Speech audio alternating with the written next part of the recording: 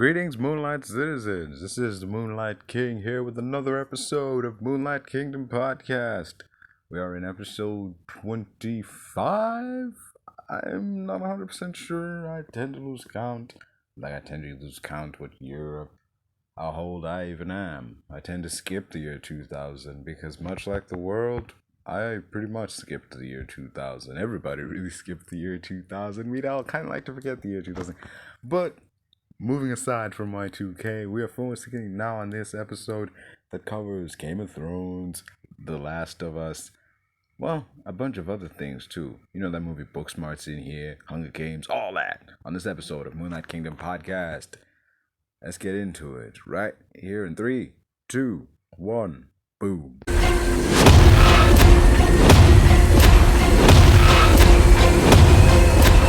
They should go after Korra. You think they should make a series about the next avatar in that line, or they should do a prequel with one of the earlier avatars? I think they should do a prequel, hey? Because I'm not gonna lie, I prefer Korra over Aang. I enjoyed The Legend of Korra, but both. I don't know why. It was just fun, man. But also, like, I want to learn about the other avatars, especially Avatar Kyoshi. She's my fave, obviously. Like, she literally, like, froze the water in a guy's lungs before and killed him. Like, she had, like, she gave 0 Fs about, like, killing people. She just went for it. And she's iconic, man. So I want to, like, I read the book on her. I wish they made, like, an actual animated series. She's literally the only one I kind of like. I don't give a fuck about, like, Avatar Roku or any of them. But, like, Kyoshi is the shit. Yeah. Not to mention Roku kind of had a blind side when it came to, like, his friend, the Fire Lord. Like, he was clearly a bad guy, and he clearly wanted to spread out the Fire Nation across the world, but Roku was like, because we're friends, I'm gonna let this slide. But, like, if you try this again, I'm gonna put you down, you know? But because we're friends, I'm gonna let this slide this one time. And that would prove to be his undoing, because, well, you know, the Fire Lord is a bad guy who eventually laid siege to the entire country and all that. Yeah, I suppose so. I don't know. But one thing I don't look forward to is, like, the Avatar after Korra. Why? Who cares about the Airbenders, man? I'm an Earth sign, but I just feel like, you know, like, nobody's gonna, like, live up to Kyoshi. Obviously, she was, like, the last Earthborn Avatar. And I don't know, it's like a man. Like, Aang was okay. I guess he was, like, a kid. But, like, I don't know, I just prefer female avatars for some reason. I feel like their characters are more well-developed. And who said it was gonna be an earthbender? It could be a firebender next time around. Who knows? No, it's gonna be, because it follows a thing, man. Like an order. Like, before Aang was fire, then it's air, then Korra is water, then it's earth, and then it's gonna be fire after that again. That's not very interesting. I mean, Yeah, you see, like, and it's a dude, I don't know. And obviously, you know, after Korra is, like, on the top, you know, because, obviously, you know, besides she's a bi-icon. the Earth Nation isn't exactly what I would call the most interesting of, you know, settings. I mean, it's a pretty powerful nation. Of course, they did get, like, low-key enslaved by the Fire Nation. Like, they were, like, the main victims, you know what I mean? I would argue the Water Tribe were the main victims, or the air nomads, but hey. They were eradicated, and then the Earth Kingdom was, like, enslaved. Yeah. But, I don't know. I think another, like, fireborn avatar would be cool to watch. And somebody who is a bit, like, different compared to, like, Avatar Roku, who has the personality of Iroh. I want somebody who is like kind of like a jackass and then has to go through character development to, become the avatar. And I feel like that's like canon for fireborn avatars. Not all firebenders are like arrogant and selfish pricks or nothing. They're not all. I suppose so, but I guess they just socialize to be that way because of, where they're born and, the culture. I guess the culture of the Fire Kingdom is very different because of Zuko. I don't know, I just want somebody who's not so happy-go-lucky anymore. Somebody like Kyoshi, she wasn't a happy-go-lucky character. She wasn't that sunshine, Aang and Korra did have that goofy side about them, but Kyoshi was like badass. She went out there, she did what she needed to do. Finished. I like her. Yeah, we don't need any more monks up in this piece. We got enough of them. Yeah, they don't have that fire about them, man. Okay, I get Aang was like different because his people were dead, so like who's gonna teach him? And he didn't like go through his entire monkhood, education because he was kind of frozen. So I feel like he was okay, but I feel like they very much embodying air nomad like culture in Korra. So I feel like they're gonna, just be more INFJ monks. You know what I mean? I just feel like that doesn't make for a cool avatar that is, like the protector of the world and the fight of justice. I feel like they can't deal out the actual justice properly. Oh, let me ask you this. You mentioned that Aang wound up getting frozen. Or in the time he was frozen, the Fire Nation, did its thing and enslaved most of the world. Would you argue that that was his fault because the Avatar wasn't around to protect the world on account of him being frozen? That the Fire Nation being allowed to become as powerful as they were was Aang's fault? No, it wasn't, obviously. At the end of the day, of course, he was the Avatar, and that comes with a certain amount of responsibility. But also, he was like a kid who was scared. And the Fire Nation were jackasses who decided to act out, So that's like all on them. That's, about their culture and their society and their superiority complex over the other nations. So, that's their fault at the end of the day. Yeah, but there are those who would seek to argue that, man, had the Avatar been around, maybe this whole invasion wouldn't have happened, There'd have been someone there to keep the peace. Also he was 12, man. What could he have done? I feel like the people could have handled it better. He was 12 when he got out of the ice and started fighting the Fire Nation, so what could he have done? He was just a kid. I'm just saying, he was a kid. 1, 2, 3. I don't teach those things. Just saying, he was a kid when he beat the Fire Lord at the end of the show. So what could he do? I get you. You are right, but I also feel like after he came out the ice, he was kind of like struck with what his disappearance led to. So I feel like he did take responsibility for him not being there during this entire time. And I think that, the realization that him running away led to, his friends and his family and, his master, literally dying. I say family in, quotation marks because I guess that they're not his family, but, they kind of are his family because he grew up with them. So I feel like all of that, kind of matured him and low-key traumatized him in a way. Yeah. So I feel like, yes, people come out and say, yes, it was Aang's fault, but it also, he took responsibility for it. So, he handled that. I agree. I definitely see it that way.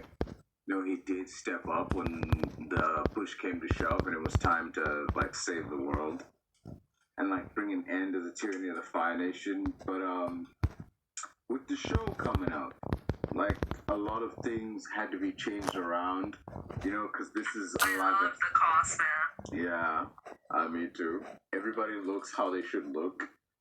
Though I'm not a fan of the fact that we've already seen what the Fire Lord looks like, I am not a fan of that. Because, like, on the show, for the whole of season 1, he was just this shadowy, evil figure.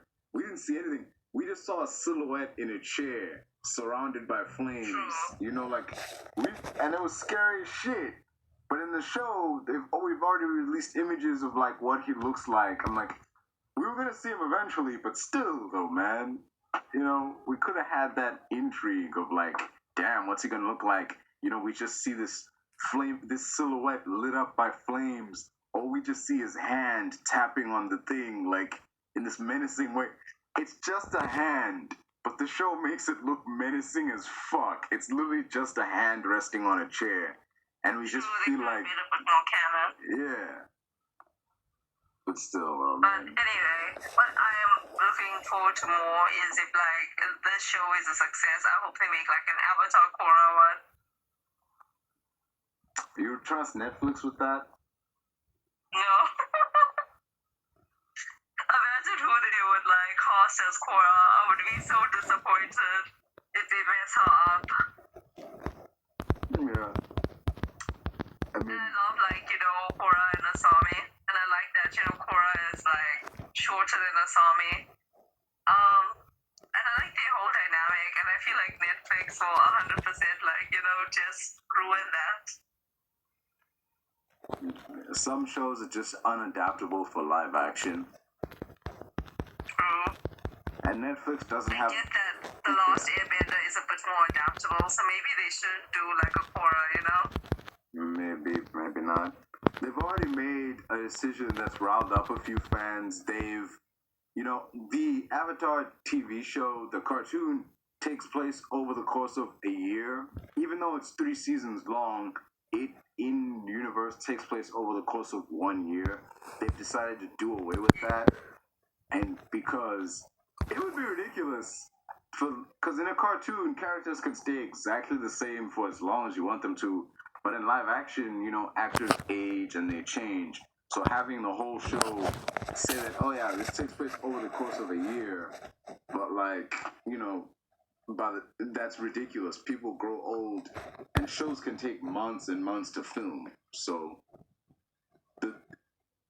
the show is split up into 3 seasons. It seems likely that the show is going to take place over 3 years, so they can explain, okay, this is why in season 2 so-and-so looks older than he did in season 1 because it's been a year, as opposed to, oh, it's only been 1 year, but these kids look like they've aged 3 years in just 12 months, you know? Yeah, I get you.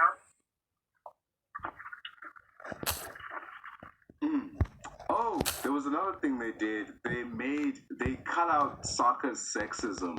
What do you have to say about that? Because in like the early parts of the show, he was kind of sexist. Okay, he was. Okay, he was, but also he was like a kid. But also, Sokka is a bit of a sarcastic guy, you know? He's a funny man. I don't know. You think it was the right call to remove his sexism from the live-action version? I don't know, like, they should include it, and, you know, as he gets older, he realizes, because obviously he's a child when all of this happens, you know? He's still immature and stupid. But, you know, as he goes on this journey with the Avatar, Katara, they meet a lot of strong female characters, including Toph and Katara as well. And he realizes, you know? Yeah. There's... that, you know, his only real power is being a backbender.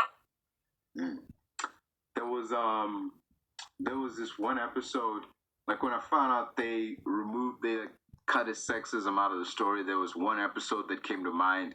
It's when they meet the Kyoshi warriors. Because the Kyoshi warriors, they jump them, they tie them up, and they, like, you know, take them back to their hideouts. And the moment, like, Sokka wakes up, he's like, who are you people? Where are the men who jumped us?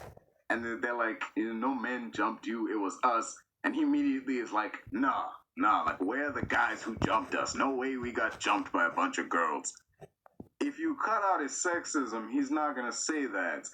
But if he doesn't say that, then his girl in the Kyoshi Warriors doesn't humble him, and he doesn't see the error of his ways, and she doesn't become his girl. That's what I'm like, saying. yeah. Like, obviously, he's sexism isn't meant for sexism.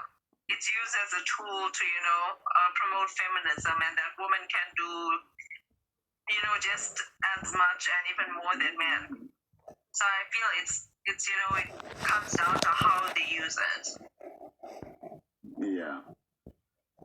It will be interesting to see how that shakes out, But yeah.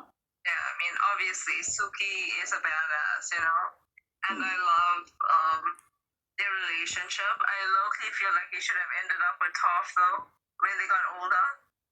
Who? Toph. Why? That doesn't make a whole lot of sense. I feel like it makes sense, though. I feel like they had, a little relationship,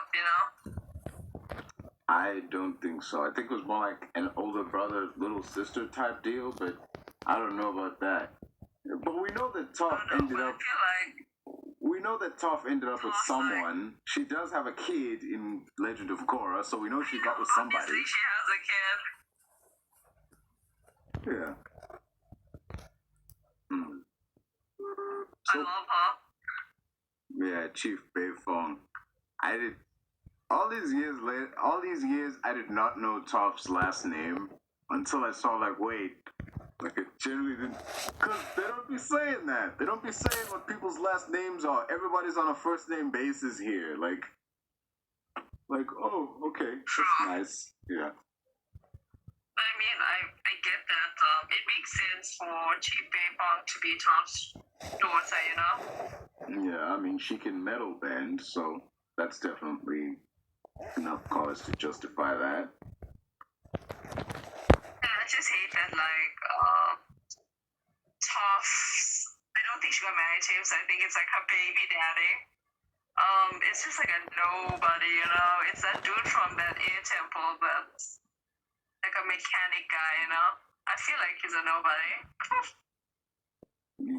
Oh, you think it was just a case of, look, man, it's just, this is purely so I can have a kid. I got no interest in actually being with you type deals.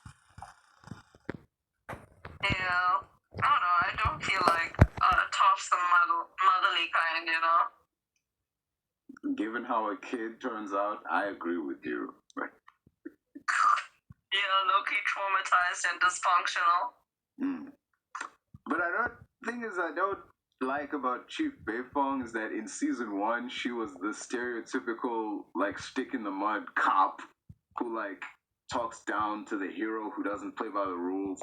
She's telling Korra this isn't the Water Tribe, there's we got rules here in Republic City,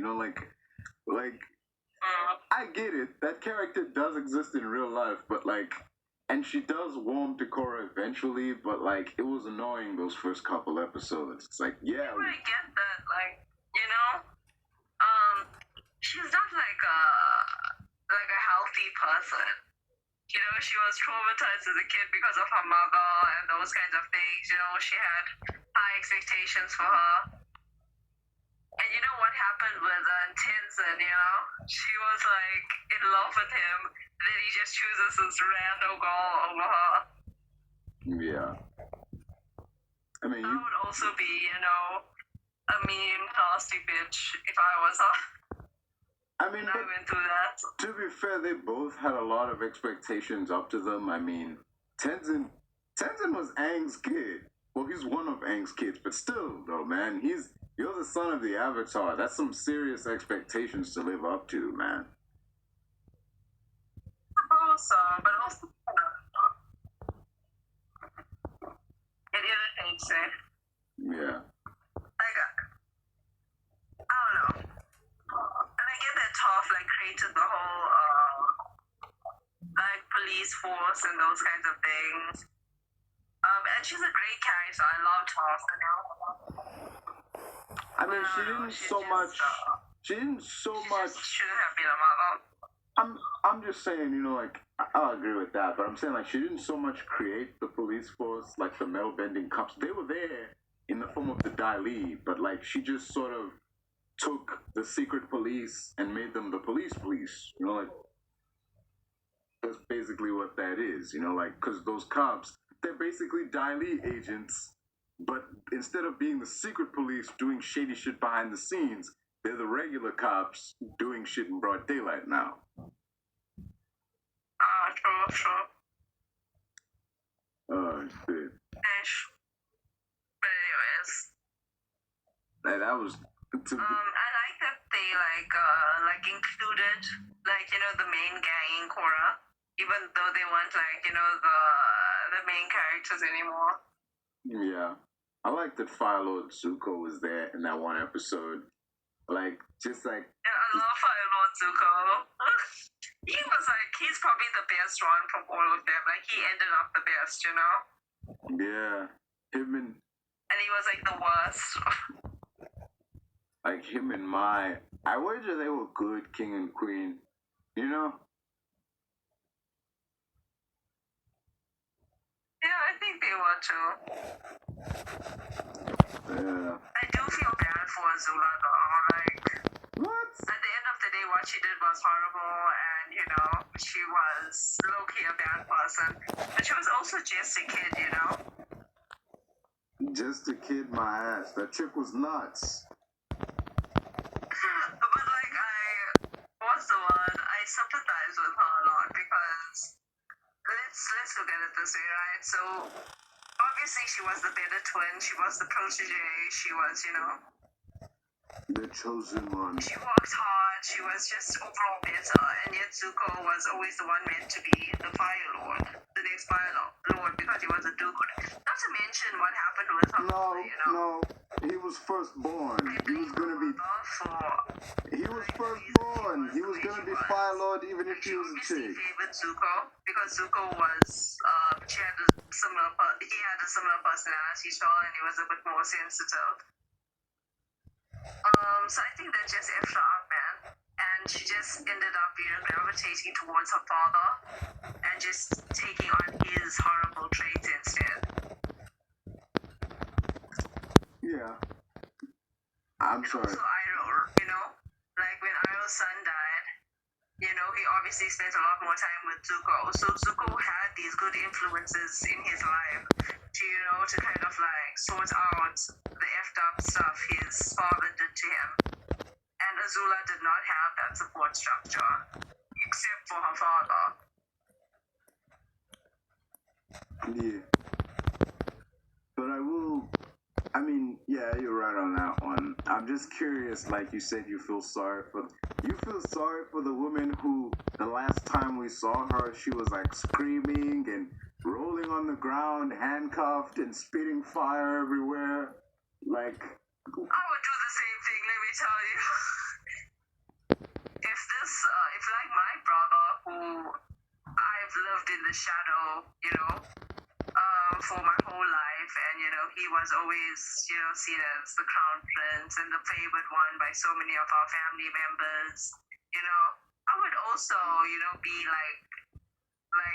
what's the word, shocked that he's coming here and I finally got my chance, with throne and stuff, and he just wants to take it from me. This is my chance to shine. If you want to be by the avatars, go by the avatars, okay? Don't be I'm just saying, man, she lost her freaking mind well before he showed up. She did, and I understand why she did. She's a victim just as much as Zuko was. She just handled it in different ways. Sure. We can say that. But to be fair, she was in nobody's shadow, man. Most certainly not Zuko's, dude, because he was crown prince, but that's just because he was the older sibling. It had nothing to do with him being a dude. He could have been a chick, and he still would have been sitting on that throne. He was firstborn. That's how it goes. True. Yeah. But I don't know. I just feel like how she was handled was horrible. But when you read the comic and now you realize she became a priestess at the fire temple and she started helping people instead. I think that's wholesome, Some characters, I get it. She got their redemption in the end, but I just feel some characters don't deserve to be redeemed. And you think she should be I didn't say that. I'm just saying there are definitely characters out there in the world of fiction that don't deserve the redemption arc. Well, of course, I think so too. Yeah. I think she deserved her little redemption arc. Yeah, but to put her in the narrative like, oh, she didn't ask for this. She was a victim. She totally asked for this. When her dad was like, you want to be the Fire Lord? She was like, hell yeah. She jumped at the opportunity. She was like, you want to hunt the Avatar? And she jumped at that too. You know, she took over freaking... Those were expectations of her, you know? She freaking took over the city of Ba Sing Se with nothing but her and her little buddies. You know, like... I'm just saying... Badass like that. I mean, obviously, she wouldn't... I don't think she'd make, like, a good Fire Lord because she is, like, you know, a bit aggressive, a bit direct, a bit, you know, she has a very foolhardy way of handling things. But I feel like, you know, she's an overall good character. And she's a badass, and she did what she needed to do. She burned the guy's house. It was only a test, right? Because, yes, Zuko was also tasked with, like, you know, handling the Avatar. You know, but then, like, when your dad, who you always are trying to, you know, get approval from and stuff like that, says, you know, your brother's failing, go and get the Avatar. What are you supposed to do? Say no.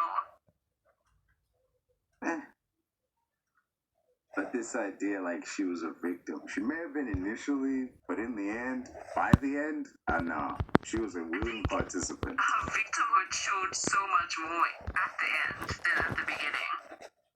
Especially, remember when that scene with her mother, and like she cuts all her hair off, and her mother was like, I love you, you know? I love you, Azula. That was like proper, like, trauma. Because you can see that she honestly believed that her mother did not love her, you know? Because of how she treated Zuko compared to her. And obviously her mother did love her. She just didn't really show it to her as she did with Zuko. And I think deep down, you know, she knows that what her father shows towards her isn't really love, but control, and he, like, places his own ambitions onto her. But it's, like, the only thing closest to love that she can ever get. So, you know, she's just a messed up person. And that's why, you know, she does the things he tells her to do, because she does create this love at the end, even if it is superficial. Yeah, it do be like that. You know, as a character, she is morally bankrupt, but the show does a great job of showing you why. Yeah, exactly. I feel like, yes, you know, she did do some pretty horrible things, you know. But, and obviously, you know, nobody's background and excuse, you know, should be used as an excuse because, you know, she's grown now. But also, you know, I think that she does deserve her redemption arc, and she got it. Yeah. And, like, not to mention, like, I feel like the Fire Nation is in good hands now. Like, Zuko was the best choice, I think, for Fire Lord. At the beginning of his journey, obviously, he was not the best choice. But towards the end, you know, especially when he gave that speech to his father, you know, like, I believe kindness is what we need for a time of peace, you know? I think the whole speech really showed that he was the ideal match. Yeah. My issue with that is, I'm like, wait, hold up. So there's an eclipse right now, and the Fire Nation do not have the ability to firebend anymore. And you are one-on-one with your dad. You are telling him, I'm gonna leave, I'm gonna go train the Avatar to come back here and kick your ass. Why don't you do it, seeing as you're here now, and neither of you have powers, but you know how to wield a sword, dude? Instead of leaving to train a guy to come back there and do the same thing. Just saying. I'm just saying. That speech was nice and all, but, like, just saying, dude. You could have ended the war then and there. Yeah, it's, like, I feel like, yes, the Fire Lord was powerful. But I also felt like, you know, Zuko could have done some damage if he really tried, you know? Yeah. Even without his fucking fire powers, when he had the mask and he was like that blue ninja fighting he people. actually had a sword there. What are you gonna do if you start swinging at your father? He's sitting in his throne, he's in his robe. He's not in that fighting mood. He's not prepared. You could have taken him down. Yeah, that's what I'm saying. Could have ended the war right there. It's like when Tyrion literally shot his dad at the toilet in Game of Thrones. Yes. That was fucking... Tyrion knew what was up. He saw that opportunity and he took it. Yeah. This is not... He didn't give some little speech and then bounce. Like, that would have been whack. If, like, yes, I busted into my father's room while he was taking a dump. I gave him a little speech. I gave him what for, and then I left. Like, what? No, this man tried to have you murdered. Like, get him. Oh, you said earlier that the council mainly was the ones running things instead of the king. I disagree. Robert Baratheon did not listen to his council. This was clear in like season 1. He just did what he wanted. He didn't really. Even if his council advised against it, he was like, "Screw that! I'm gonna do me, cause I'm the king, and what I say goes." It wasn't until who was Sean Bean's character? He's Jon Snow's dad. I can't remember his name, but like he was a good dude. It wasn't until he came on the scene that it was like, okay, Rob, we gotta actually. Baratheon was a bad king. The only reason he was put onto the throne was because he led the rebellion and he killed, what's his name? The Mad King. Targaryen. Yeah. And that's the only reason. But let's be honest here. The person that should have been sitting on the throne was Ned Stark. Technically, he was for like one episode. Yeah, well, technically, but I think from the beginning, he should have been there. He should have been the king of Westeros. Robert Baratheon he started like a war over a girl. And let's say that Lyanna Stark was kidnapped and all of those things were true. Westeros is a place that treats women horribly. Overall, there's many cases of this actually happening, and he just starts this entire war and over just one girl who I don't really think actually loved.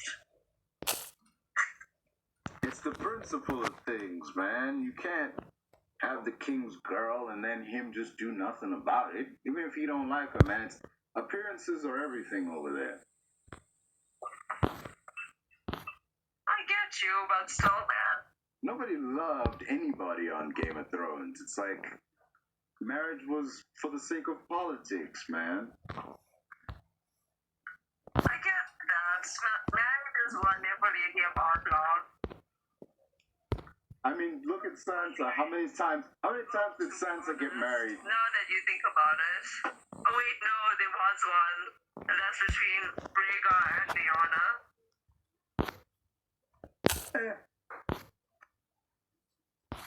The exception, but not But the there is rule. something nobody really married for love. Well, nobody. One of the worst things ever was what happened to what's her name? Rhaegar's first wife, the Princess of Dawn, Oberon's sister. What was her name? Yeah, I remember, because it was his whole shtick. He said it while he was being that guy. Westeros or the future king. And you're like, okay, it's my duty for my house and my family and my kingdom, so I'll do it. And you do it, you do it well. You give him 3 kids and stuff. And then, you're just killed by the mountain for no reason. Yeah. And that fight. I feel like her ending was low-key shit, man. Everybody's ending was shit. Nobody got a happy ending on that show.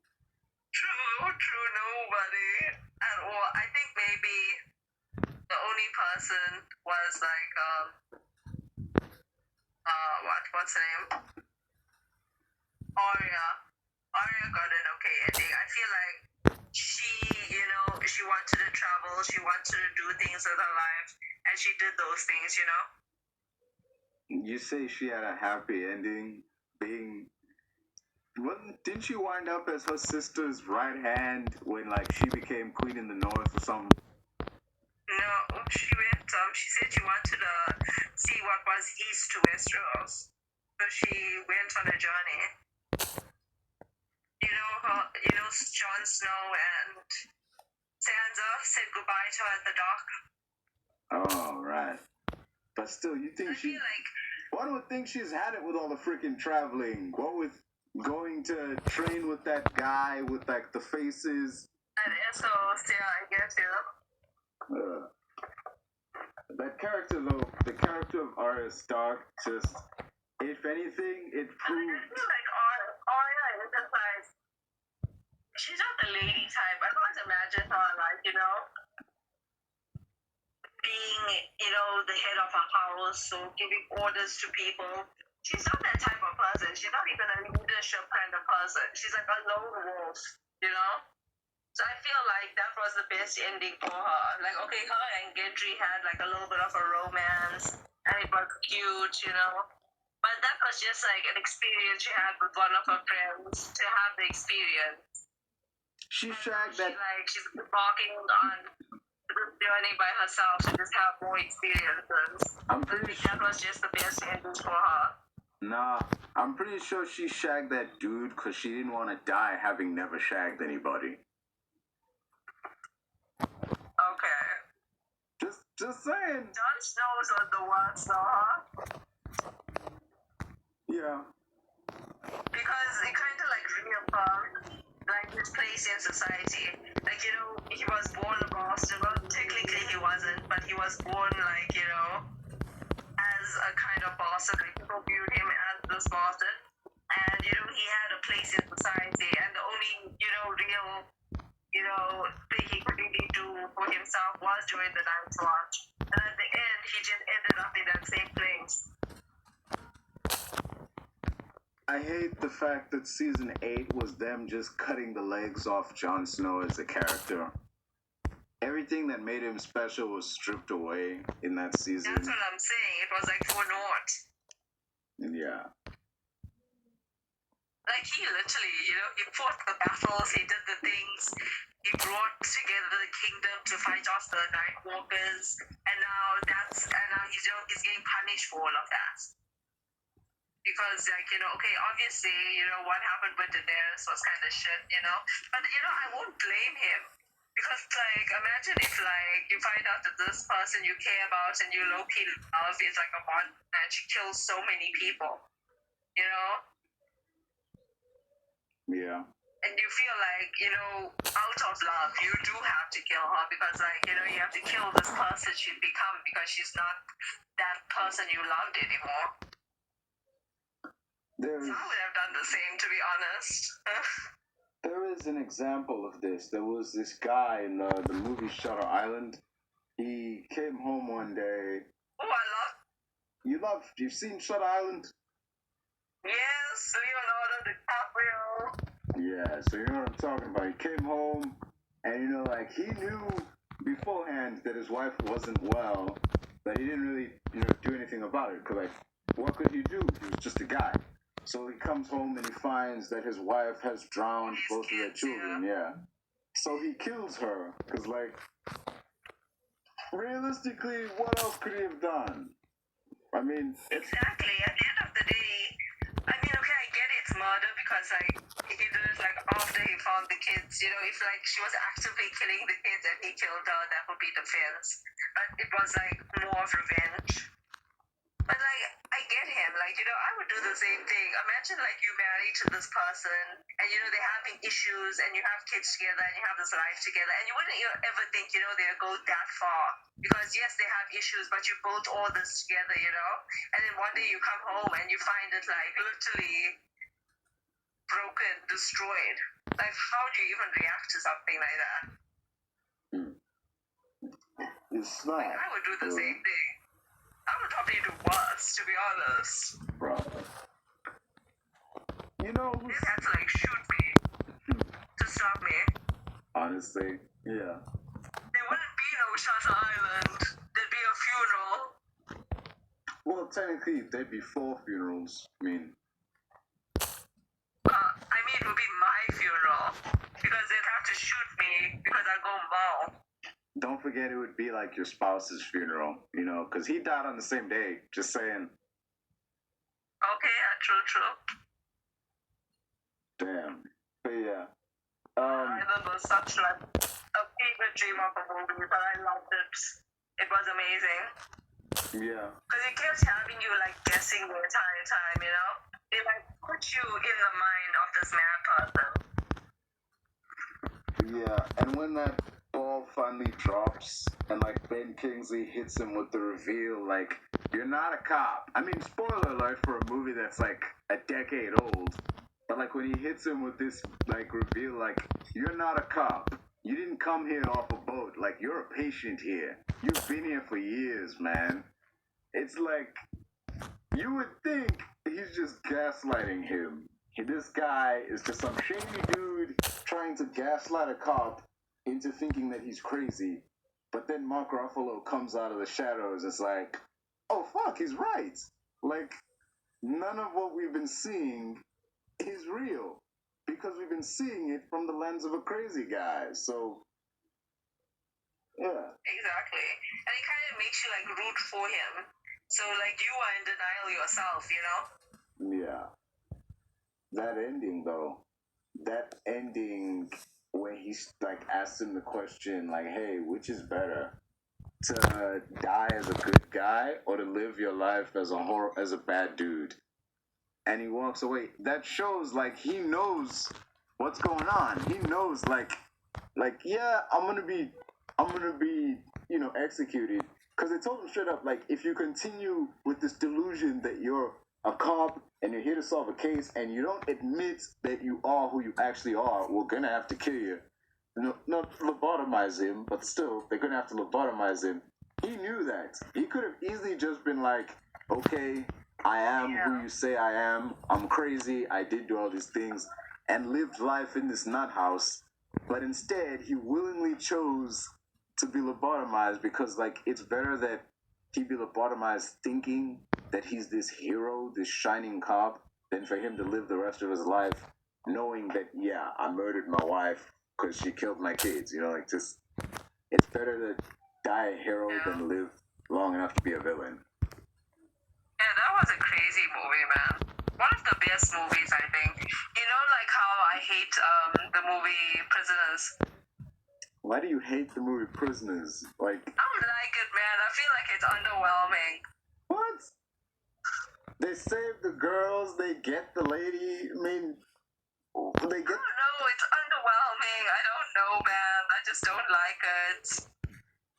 I feel like there's better examples of like, what?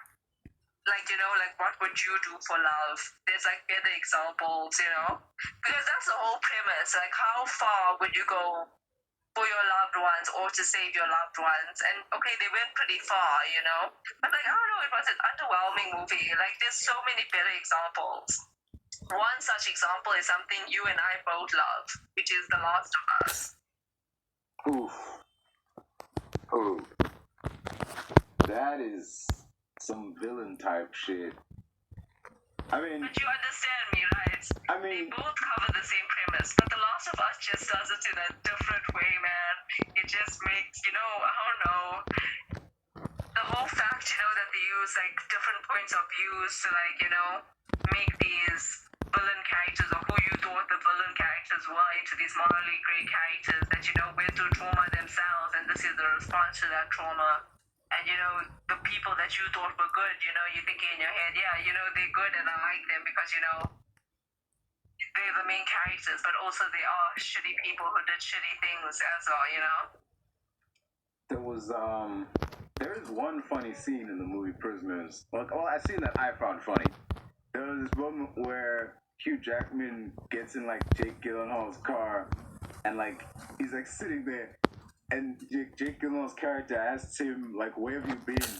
And Hugh Jackman's character is like, my car is parked outside a liquor store. I have a bottle of liquor in my hand. You're supposed to be a detective. Why don't you figure out where I've been? I suppose so. I don't know. It just was so anticlimactic, man. You didn't like that though the girls got found, Hugh Jackman still went missing? You didn't like that? Yeah, it was so stupid, man.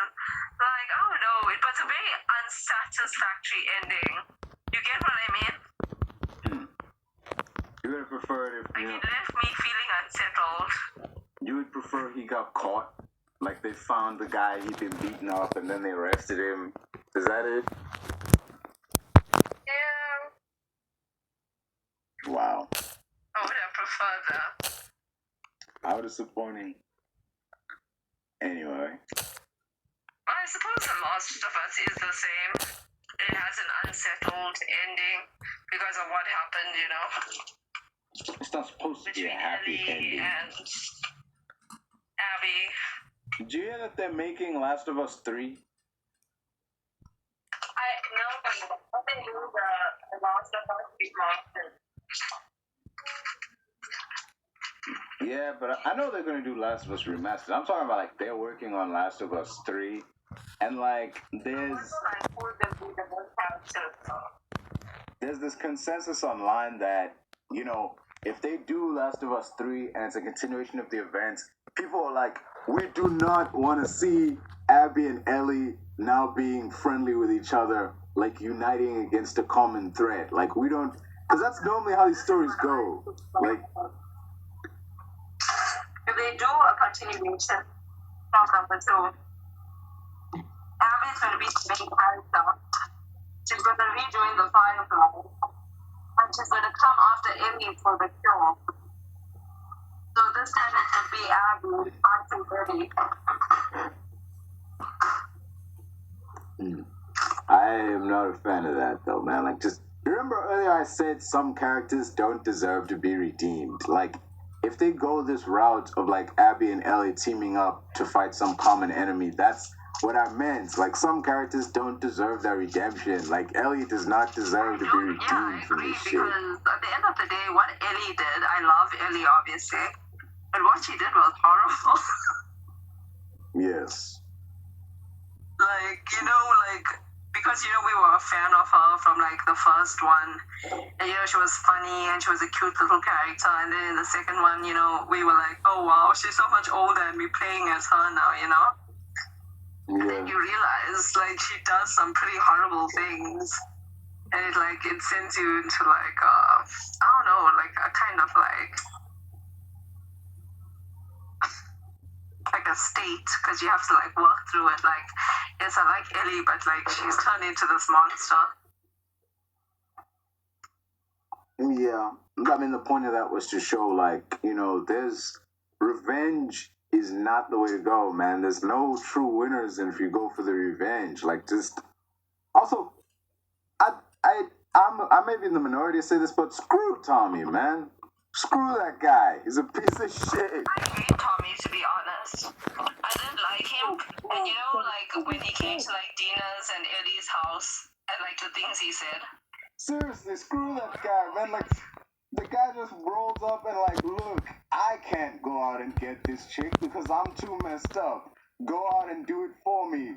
Do it for Joel. And if you don't, then you're a piece of shit. Like, dude, get out of here with this mess. We are good. We're fine. We are okay with this shit. We have moved on. And you, like, coming here to throw it in our faces, man. Like, what? Get out of here. Fucking scumbag he is. I just feel like, you know, after what happened was, like, what was his, was it Marlene? Is that her name? The chick from the Fireflies? No. His like, his significant other, I forget her name. No. I forget her name too, man. Like, there's so many people. But you know, like, yeah. You know who I'm talking about, right? I just feel like, you know, after he came back, he didn't get back with her, and now he's just salty because Ellie's living her best life with Dina. Yeah, like, you know, is like, nah, like, Joel's killer is still out there. You don't get to just come back and live life.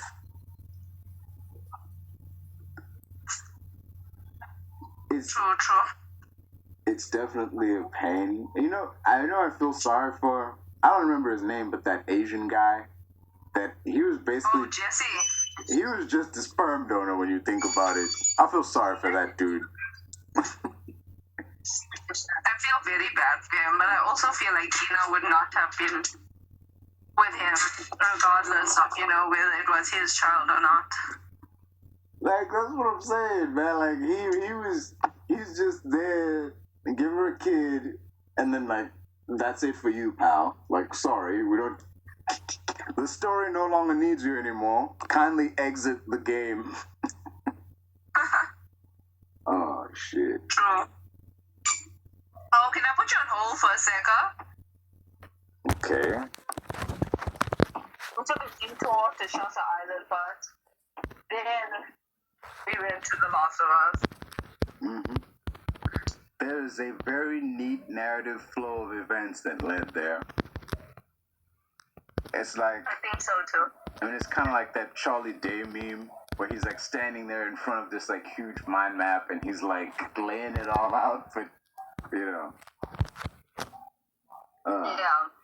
But, yeah. Oh. See, I don't know if you don't really follow the MCU, but, like, I gotta say, like... I do. I have my favorites, of course.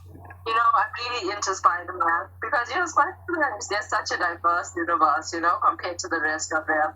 And after, like, Across the Spider-Verse came out and stuff, it's really become a love of mine. I also love, the game. I forget which one it is. Spider-Man, I forget. But the one that Black Cat is in? You're gonna need to be more specific. She's in a lot of them. Okay, yeah, true. Okay, the most recent one. The one on the PS4? Yes. Okay, then. That's Marvel. That's Insomniac Spider-Man, yeah. Yeah, so I like Spider-Man. What else do I like? I love Black Widow. Her story is amazing because I feel like, it really touches on some real traumas that women in the world go through. Yeah, because plenty of women in the world okay the death of a small child just to kill some creepy old dude. She had to do what she had to do. It's kind of like a situation, one for a million little girls, or, Except no, it didn't. Opportunity, and a million other girls, get hurt. Except no, it didn't. In fact, it made it worse. The Red Room came back twice as strong, with twice as many agents, Okay, so... True. I mean, that was a flop of hers. But I love Yelena. She's also pretty cool. Yeah, I give her that much. She is she's one of the better characters out of that movie. Her and Red Guardian. I think I actually like her a bit more than Black Widow, She's definitely got more personality, though. Yeah. And I loved, was it Arrow? Yeah. The series you watched it. You watched Arrow? Yeah. I liked Laurel Lance on that show. The one with Haley Steinfeld, which one I'm talking about, right? You mean Hawkeye? I'm getting my universe is confused here, let me tell you. I think Hawkeye. I think of the Green Arrow from... Yeah, okay, I'm okay. Okay, what about it? What's so good about that show? You like Kate Bishop? Yeah. But now I'm talking about right? I really like Yelena's character and Florence Pugh. Like, she really embodies that character. If anything, it's one of her best characters in my opinion. I think Kate and Yelena had a good dynamic on that show for the little amount of screen time they had. Yeah, me too. I feel like they, like Loki had like a little bit of a homo-romantic thing going on, That wasn't what I was going for, but okay. But, yeah. Did you know that Emma Watson, Hermione from Harry Potter, auditioned to be Elena Belova? I don't see it. I don't see it either, but it would have been pretty cool. But like, I feel like she's like a person meant to play serious characters. You know what I mean? I don't really see her doing action-heavy roles, man. That's never really been something she's been involved in. I mean, Harry Potter was pretty action-heavy. Well, yeah, that was only towards the end, though. I guess so. I get you. But yeah. But I feel like it would have been cool. But overall, I think that Florence did a pretty good job. She certainly did. I'll give her the props on that one. She was certainly more memorable than that girl from Multiverse of Madness. What's her name? America. Yeah, America Chavez. Also, people who name their kids after countries need to stop doing that. Seriously. I think Mariah Carey's child, she named it Moroccan, not Morocco, Moroccan. Who named their child Moroccan? What is with celebrities and giving their kids weird names? I don't know. And like Alicia Keys named her child Egypt. Wow. Egypt. Not Cleopatra or something like that, just Egypt. Yeah, like, you know, it costs nothing to give your child like a pretty name, you know? Yeah. So like, just...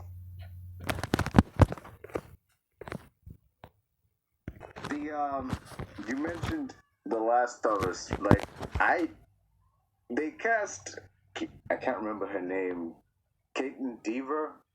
She was on that show Last Man Standing, and she was also in the movie Booksmart. Last Man Standing, and she was also in the movie Booksmart. I actually liked Last Man Standing up. And then one day I was like watching it, right?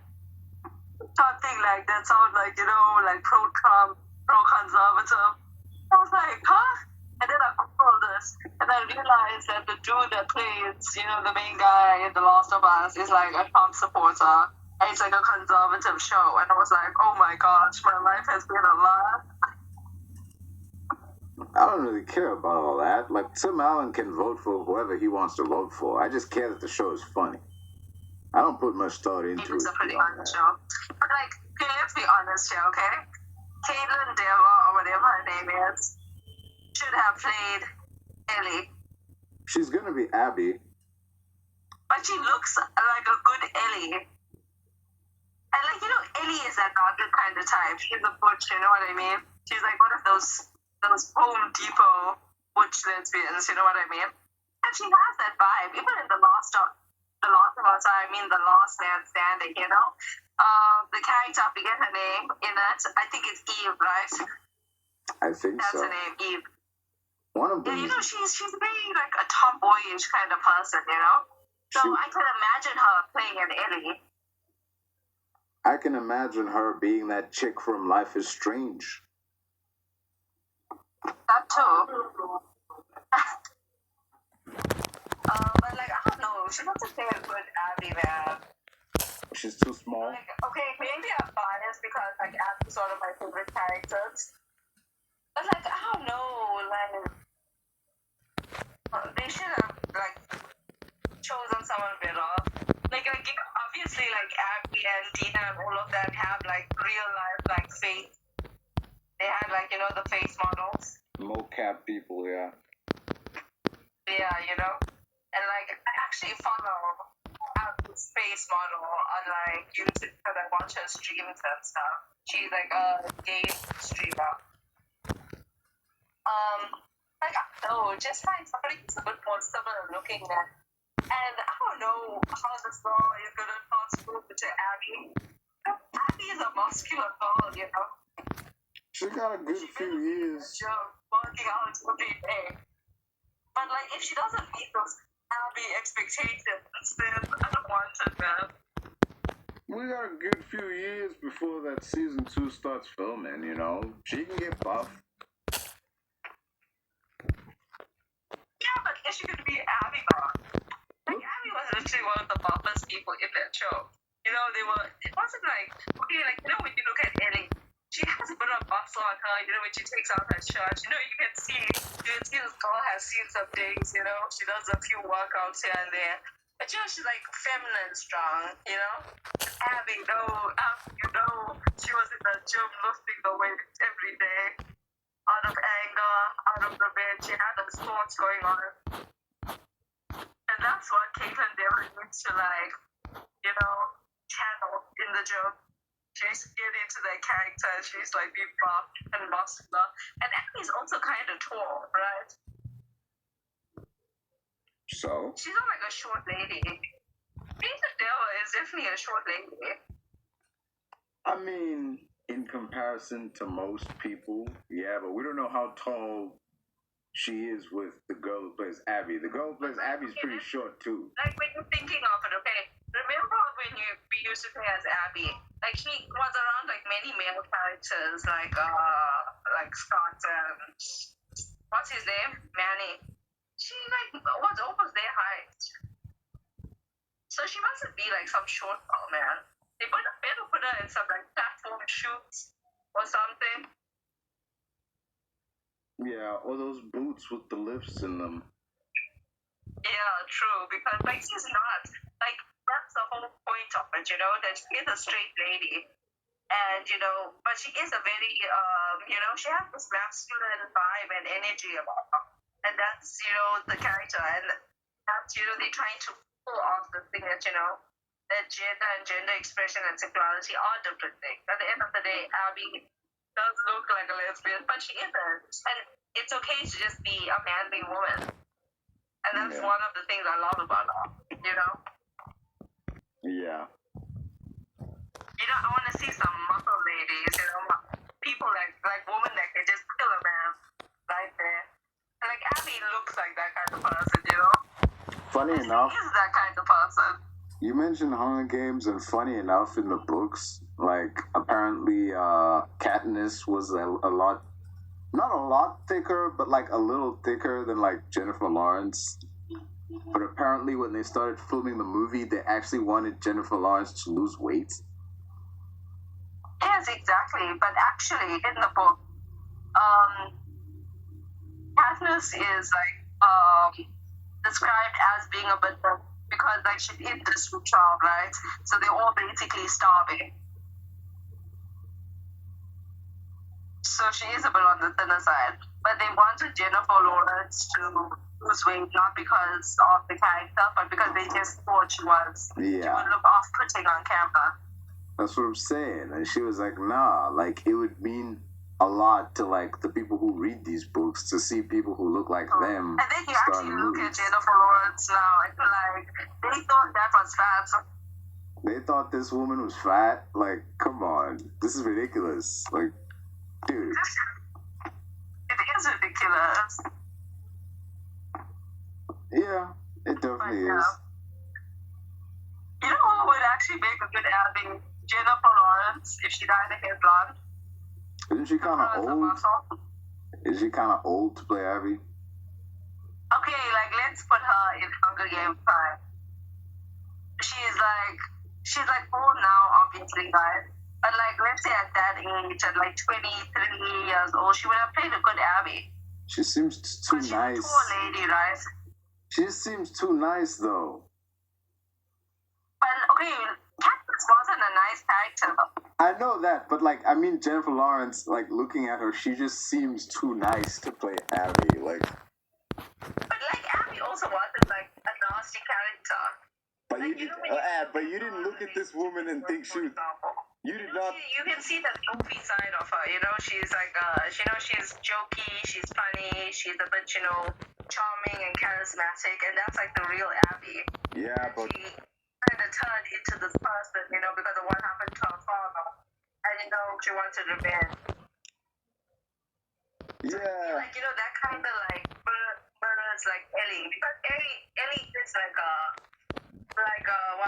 goofy character herself, She had a joke book. Doesn't get goofier than that. Exactly, that's what I mean. So I feel in that way they both mirror each other, but they were turned into different people because of, revenge and this whole journey that they went on. So they literally did the same thing. They just said copy and paste, you know? Oh, that's certainly one way to look at it. That's what I'm saying. So I feel like Jennifer Lawrence is a bit of a goofy and funny person. So I feel like she would be able to play a good Abby. She'd be able to embody those scenes with Liv and where she's like being this a bit more of a playful person. And I feel like because of Katniss and we watched Hunger Games, you know how Katniss is. I feel like she'd be able to embody those, those like hard scenes where she's like killing poor Joel or fighting some person, when the stars attacked and those kinds of things.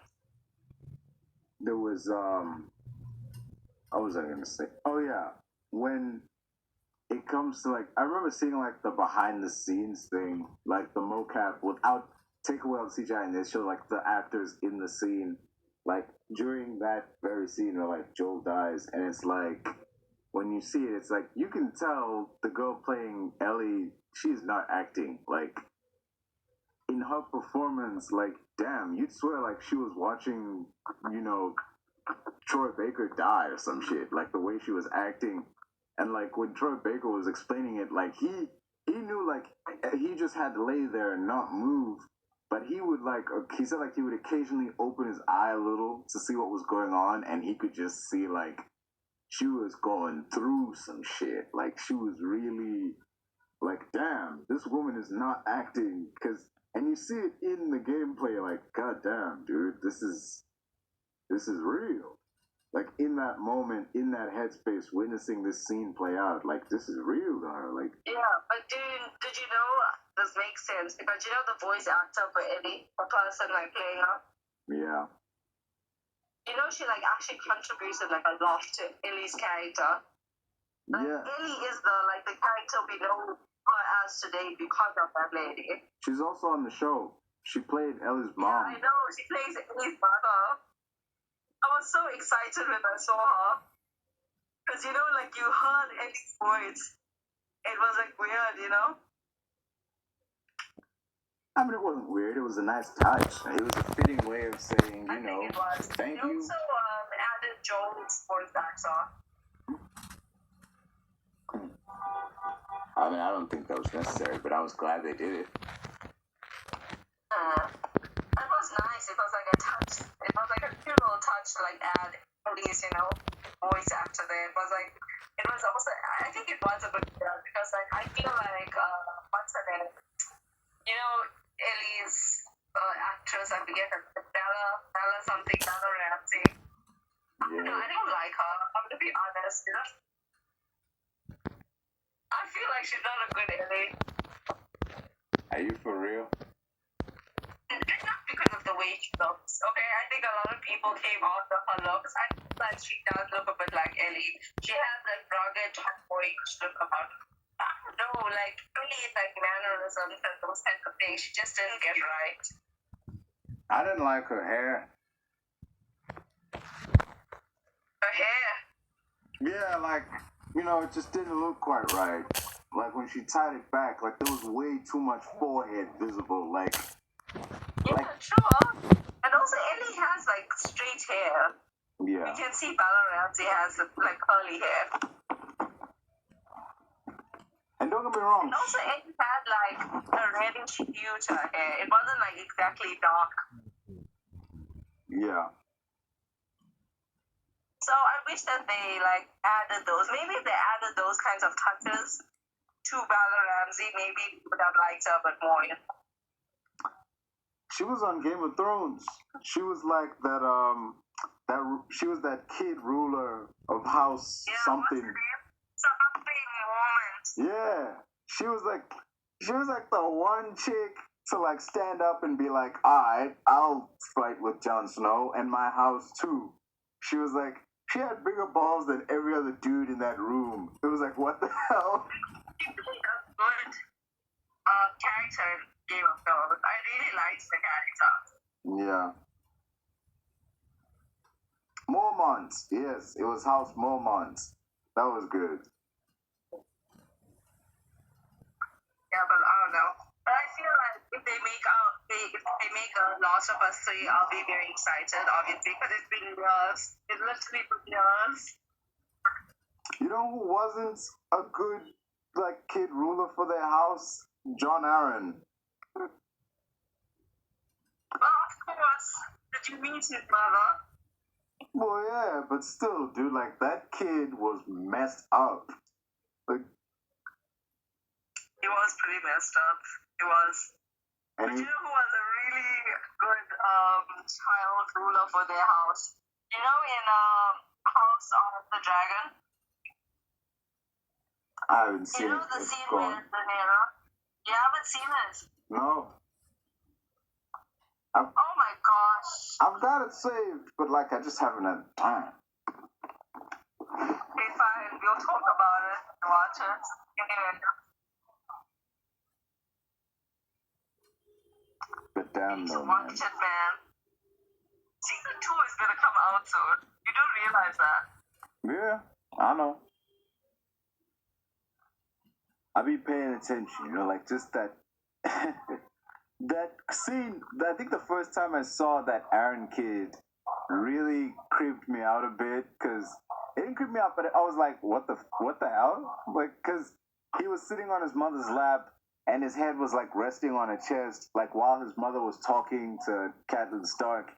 Then out of nowhere, he's just like, I'm hungry. She's like, no, you'll eat in a minute. And then they talk for a bit more. But then louder, he's like, I'm hungry. And he starts undoing her shirt. And I'm like, wait, what? That's what he means by I'm hungry? What the fuck?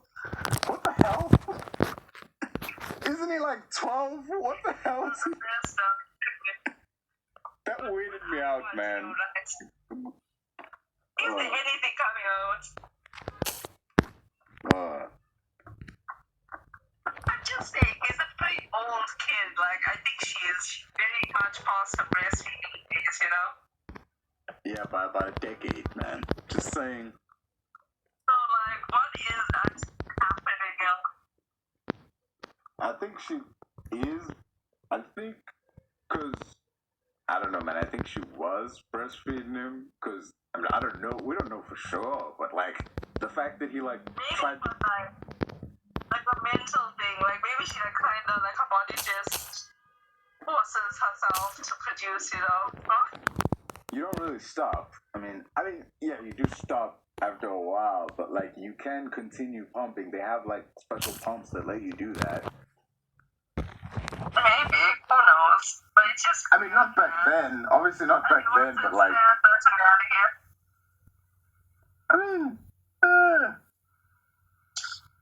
Shame, but Sansa is really my favorite character there, huh? I just have such a soft spot for her. the ultimate victim. Yeah, but a lot of people, compare Sansa to her mother, and they compare Arya to, her father, the nedstark. But I honestly Look feel at it's them. the other way around. No, look at them. It's... And Arya are very much similar. I'm gonna tell you this one time. Look at Arya in the final season, and then put her next to a picture of Ned Stark. They're shot for shot the same person, down to wearing dark clothes, tying their hair back. They're the exact same person. She looks a lot like her father, but I also feel their personalities. Ned was a very honorable man, you get what I'm saying? Who believed in the good in people, and he believed in justice and doing what was right. That got him killed. On the other hand, Catelyn Stark was very much a fiery person. She was willing to do what she needed to do to, protect her family. She didn't care. And who is like that, Arya. Arya is a risk taker. She's a bit of a wildcat. She doesn't care. She's gonna jump head first into things. And I feel Sansa is also a bit like that, She is very trusting of people, just like Ned was trusting. Because he went right up to Cersei and was like, your brother or your lover. He wasn't he had honorable intention. He really thought, Cersei was going to be a victim in this, but, the plot had other ideas. But anyways, I feel like Sansa is that kind of person. She was very trusting of people at the beginning, but in a way, Sansa kind of evolved compared to like Ned because she became less trusting of people and more trusting of herself and her own capabilities and abilities. Honestly, though, Sansa for those first 4 seasons was just a pawn being moved from place to place. Exactly. There wasn't much in the way of... showed in like her clothing and stuff, and I love that they added that little, that little detail because like during the first 4 seasons, whichever female character, she was close to at that time, she like copied their hairstyle and stuff. Not only that, but the color of her clothes, like in the first couple seasons, her colors were very grim and vibrant. But as the show got on, they became a lot more dingy and dark. Yeah, because, it showed how she evolved as a character, She went through, like, horrible things, from King's Landing to the Eyrie to Ramsay Bolton. Like, who wouldn't, Yeah. And I feel like, that represents who she is now. She is a bit more of a hard ass, if you will. There was, what was I gonna say? It's not just her, but, like, other characters, too. Like, Daenerys, as the show went on, like, because in the beginning of the show, her hair was, like, free-flowing and straight. But as the show went on, it got more mangled and tied up in, like, knots and everything. To the point that it was, like, kind of dreads by that final season. Like, all crisscrossed and everything.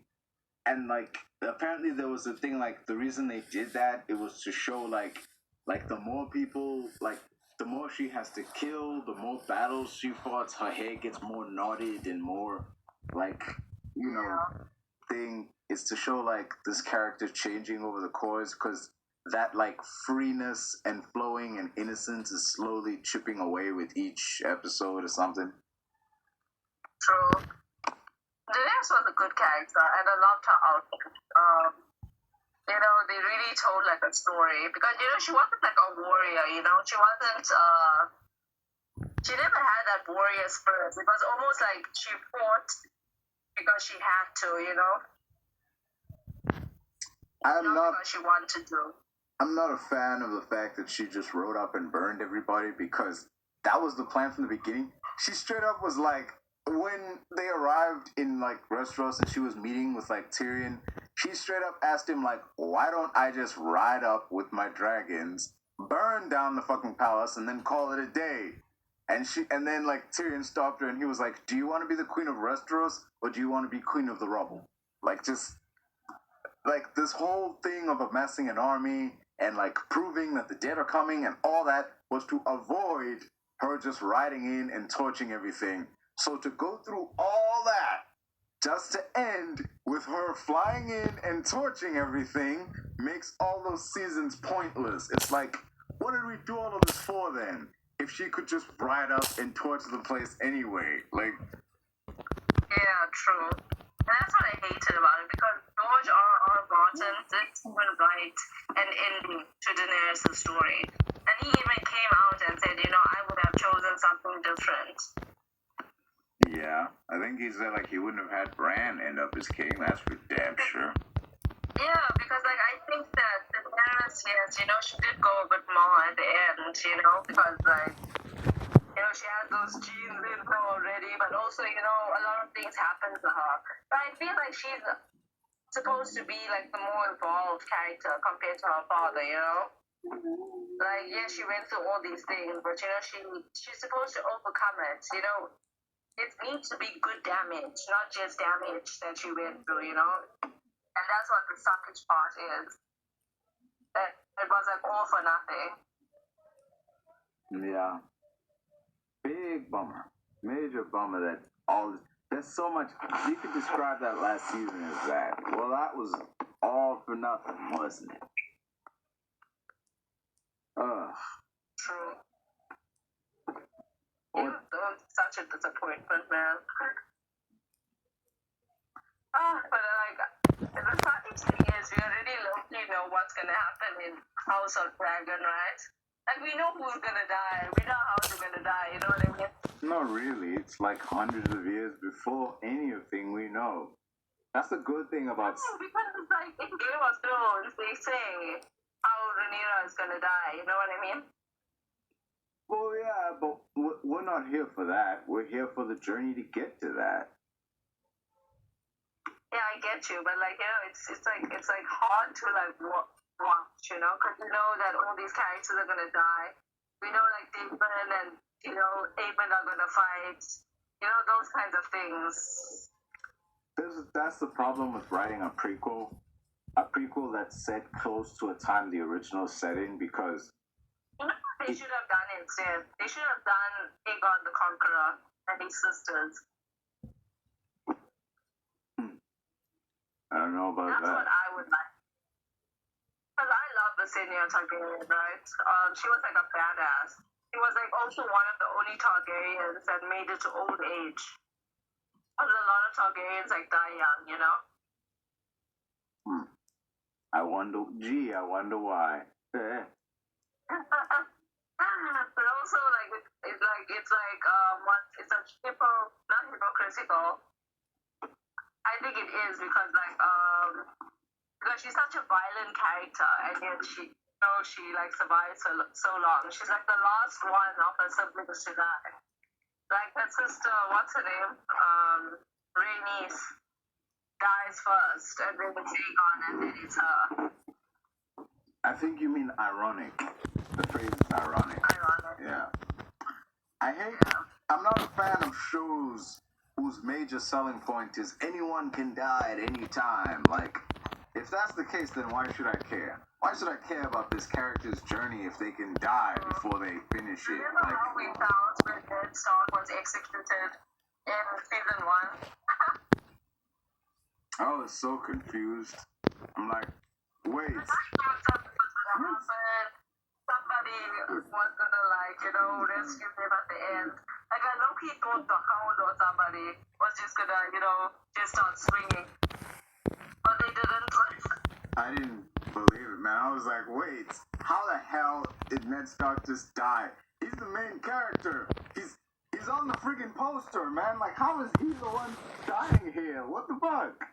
He's the main guy of the entire show. No, he's actually the main character. I meant in season 1. Like, yeah, true. He's on the friggin' poster for the DVD. Like, how? I was so confused, man. Like, what the hell's going on here? The main character is dead? Is the show over? Like, are we done? Was it just one season?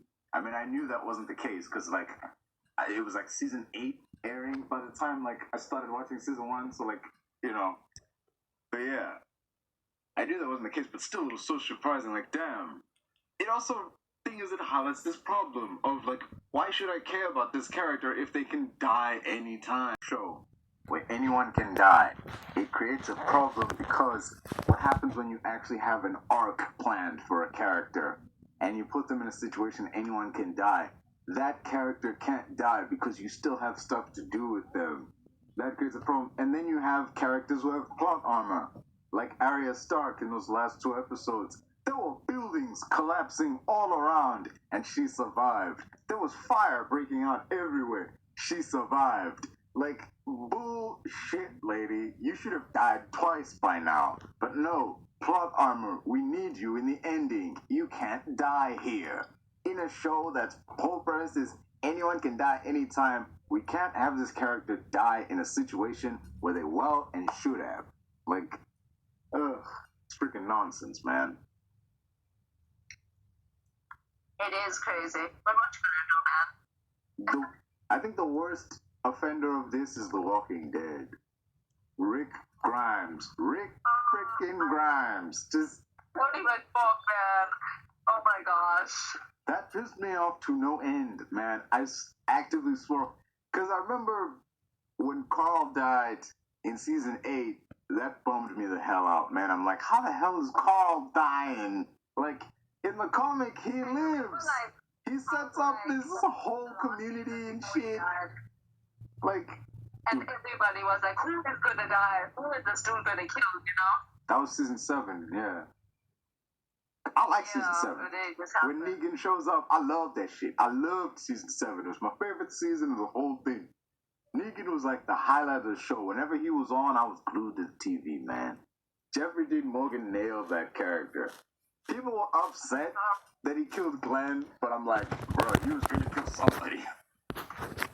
Brother, Oh man, why you love saying that? That was a good character. hey, I'd rather him than anyone else. Let me just say. That's nasty, little. Hey. They tricked us. I like him. They tricked us into thinking Glenn died when they got attacked by them zombies, only to reveal plot armor. He didn't get eaten alive, even though we saw guts flying everywhere. That was just someone who fell on top of him. Like, what? He managed to sneak away from a horde of zombies. Are you freaking joking, man?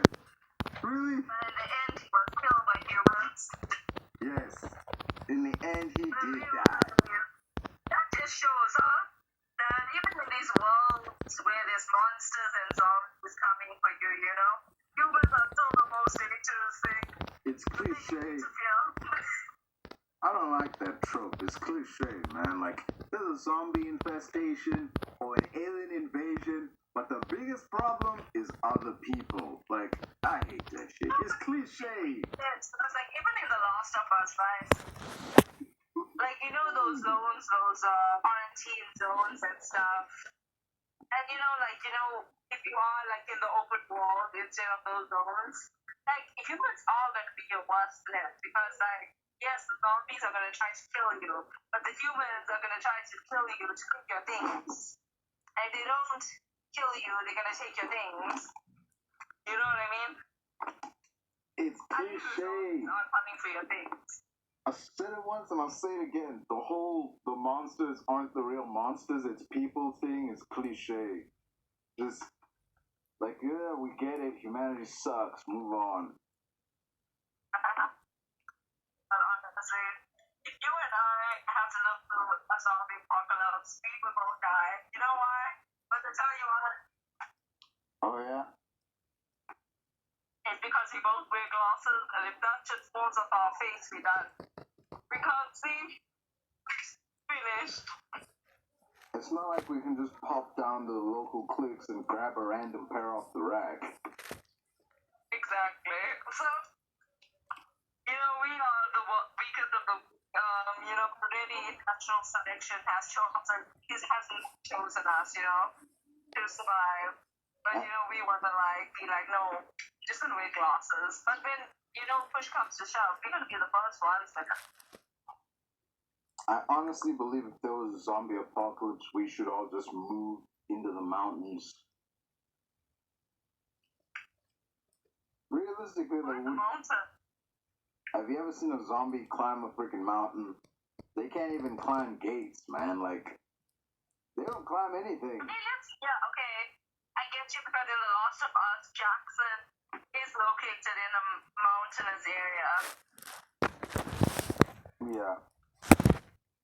So that Besides, makes sense, and because it's like higher up and it's like winter and cold, the zombies can't move because they get frozen and stuff. It does make sense. viruses don't do well in cold climates, though. I mean, plus, as you know. And true, so the people in like Antarctica, like in the north, they got it good. It's us that are gonna suffer. It's the people close to the equator. Yeah. That's the downside of it all. You're gonna get a lot of people moving out to like the farmlands and shit, like just to get away from it all.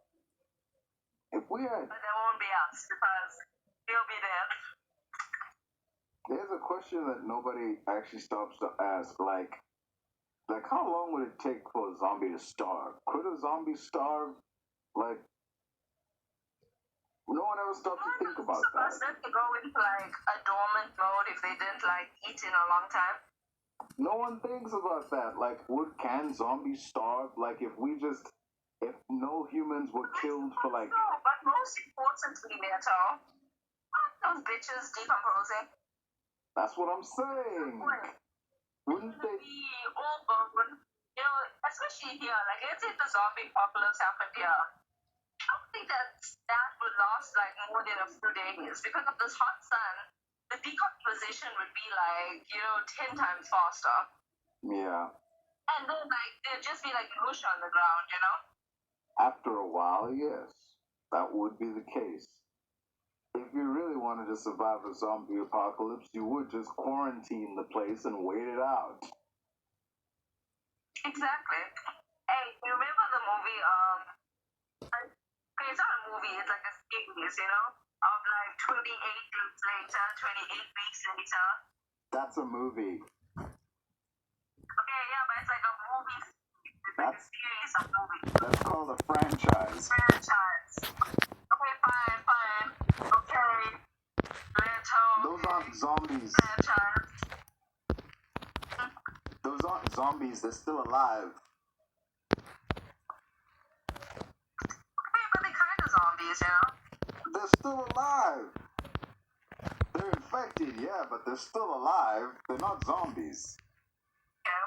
But how stupid was that guy in the last one? You know how, like, okay, they're okay now, and they've all been given these, like, good lives because the population is, like, gone, so now they can afford to live in these fancy places. And the guy's like, I want some pictures when he goes into the quarantine zone.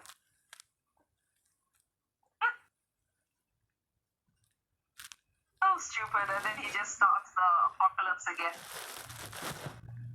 I mean, of course he did, otherwise we wouldn't have a sequel.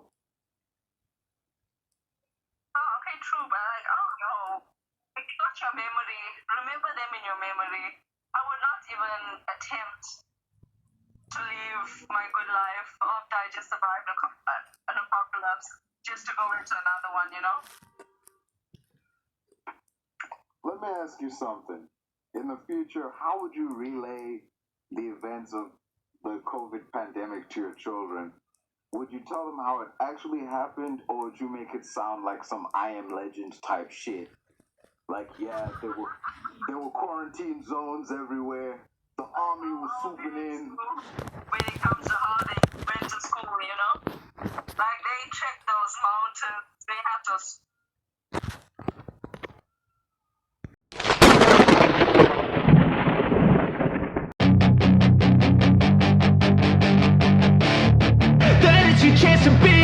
Hey kid, don't ever let them get inside your head. They'll tell you what to do in life instead of everything you know that you could get.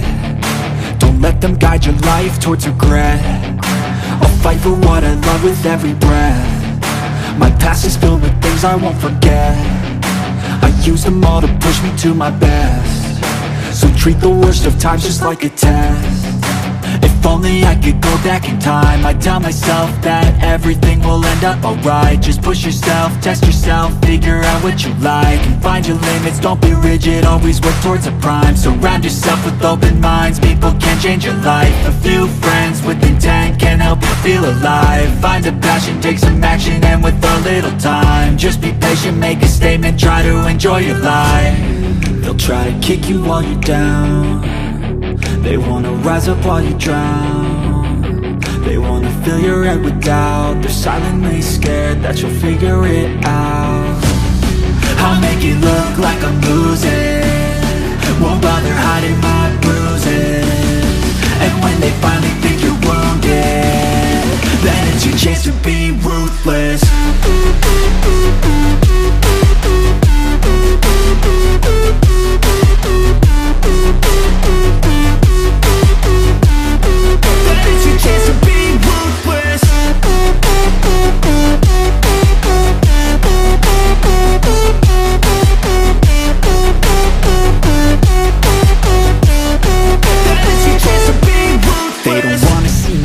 They don't wanna see me care. Anytime I make some progress, I can see that they compare. I think everyone's against me, maybe something in the air. Am I paranoid? I swear a void is forming and they're scared. I walk a straight path, not many can say that. I like to play fast, cross me and there's payback. You better pray that I don't see your face at Any place that I go, I know you hate that. I've been doing fine, I'm not wasting any more time. I live for the fight and the climb, and I think that the pain that's deep inside is what defines. So I won't give up, I'm gonna make it to the top. I don't care what's in my way, I swear I'm never gonna stop. I could fall flat on my face and I swear I will get back up, cause I don't deserve a thing and the road ahead is tough. They'll try to kick you while you're down, they wanna rise up while you drown. They wanna fill your head with doubt, they're silently scared that you'll figure it out. I'll make it look like I'm losing, won't bother hiding my bruises.